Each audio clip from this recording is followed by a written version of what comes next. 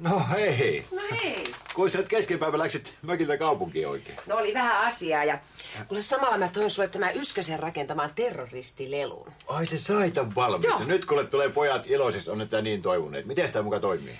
No kuule se on semmonen, että se suunnataan esimerkiksi jotain taloa kohti ja niin. Kato sitten painetaan tästä napista ja sitten se talo räjähtää. Joo. Kuule kokeile sitä vaikka leikisti. Miten sitä kokeillaan? No mene tuohon ikkunaan, niin minä suoritan kato leikistin lähtölaskennan, niin tiedät koska räjäytät. Joo, no niin, terroristi valmiina. No niin. 6, 5, 4, 3, 2, 1. Nyt! Mitä hemmettiä, hei?